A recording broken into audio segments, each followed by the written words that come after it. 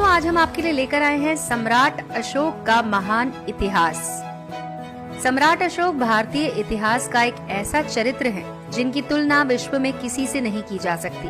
भारतीय मौर्य साम्राज्य के शासक थे जिन्होंने भारतीय उपमहाद्वीप पर शासन किया था। इनका पूरा नाम अशोक बिंदुसार मौर्य है और इनका जन्म स्थान पाटलिपुत्र में है। इनके पिता का नाम था राजा बिंदुसार। अशोक ने मौर्य शासक बिंदुसार और माता सुभद्रांगी के बेटे के रूप में और मौर्य साम्राज्य के संस्थापक चंद्रगुप्त मौर्य के पोते के रूप में जन्म लिया। इनका पूरा नाम देवानाम प्रिय अशोक मौर्य, जो कि राजा प्रियदर्शी देवताओं के प्रिय थे।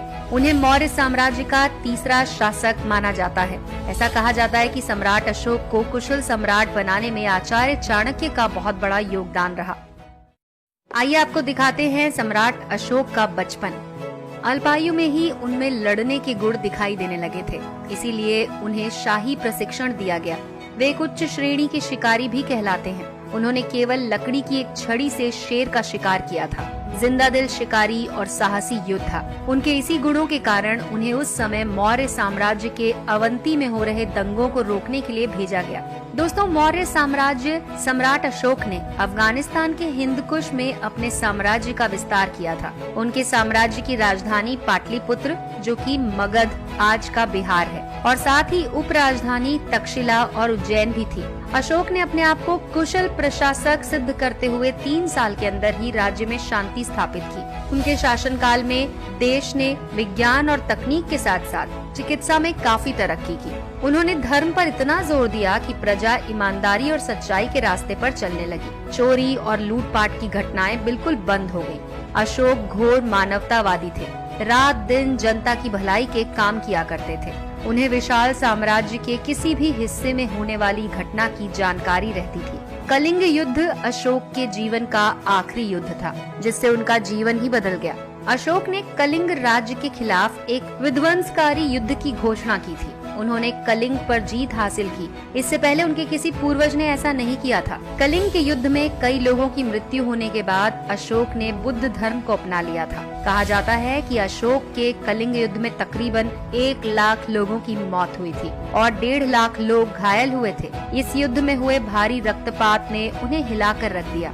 उन्होंने सोचा कि ये सब लालच का दुष्परिणाम है और जीवन में फिर कभी युद्ध न करने का प्रण लिया। इसके बाद अशोक ने धर्म परिवर्तन का मन बना लिया। उन्होंने बौद्ध धर्म अपना लिया और अहिंसा के पुजारी हो गए। बाद में उन्होंने पूरे एशिया में बुद्ध धर्म के प्रचार के लिए स्तंभों और स्तूपों का निर्माण करवाया। अशोक के अनुसार बुद्ध धर्म सामाजिक और राजनैतिक एकता वाला धर्म था। बुद्ध का प्रचार करने के लिए उन्होंने अपने राज्य में जगह जगह पर भगवान बुद्ध की प्रतिमाएं स्थापित की और बुद्ध धर्म का विकास करते चले गए।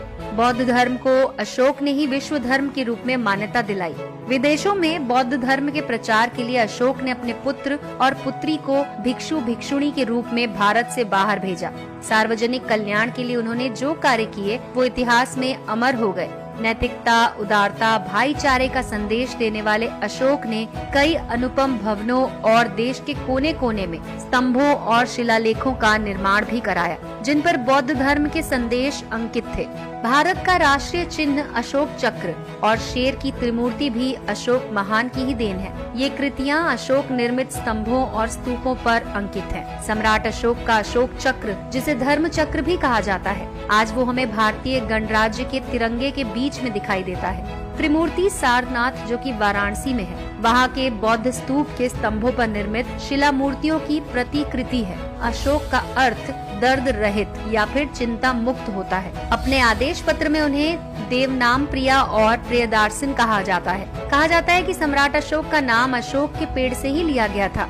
दोस्तों, एक किताब है जिसका नाम है आउटलाइन ऑफ हिस्ट्री। इतिहास में अशोक को हजारों नाम से जानते हैं। जहाँ जहाँ उनकी वीरता के किस्से हैं, उनकी गाथा पूरे इतिहास में प्रचलित है। वो एक सर्वप्रिय, न्यायप्रिय, दयालु और शक्तिशाली सम्राट थे। लोक हित के नजरिए से अगर देखा जाए तो सम्राट अशोक ने अपने समय में न केवल मानवों की चिंता की, बल्कि उन्होंने जीव मात्र के लिए कई सराहनीय काम भी किए हैं। सम्राट अशोक को एक निडर, साहसी राजा और योद्धा माना जाता है। अपने शासनकाल के समय में सम्राट अशोक अपने साम्राज्य को भारत के सभी उप महाद्वीपों तक पहुंचाने के लिए लगातार 8 सालों तक युद्ध लड़ते रहे, जिसके चलते सम्राट अशोक ने कृष्ण गोदावरी की घाटी, दक्षिण में मैसूर में भी अपना कब्जा कर लिया, लेकिन तमिलनाडु, केरल और श्रीलंका पर नहीं कर पाए। सम्राट अशोक जैसा महान शासक हमें शायद ही इतिहास में कोई दूसरा दिखाई दे। वे एक आकाश में चमकने वाले तारे की तरह है, जो हमेशा चमकता ही रहता है। भारतीय इतिहास का यही चमकता तारा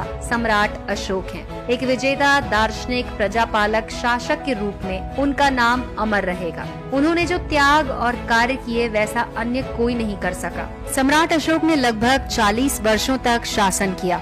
ईसा पूर्व 232 के आसपास उनकी मृत्यु हुई। विश्व इतिहास में अशोक महान एक अतुलनीय चरित्र है। उस जैसा ऐतिहासिक पात्र अन्यत्र दुर्लभ है। भारतीय इतिहास के प्रकाशवान तारे के रूप में वो हमेशा जगमगाते रहेंगे। तो दोस्तों,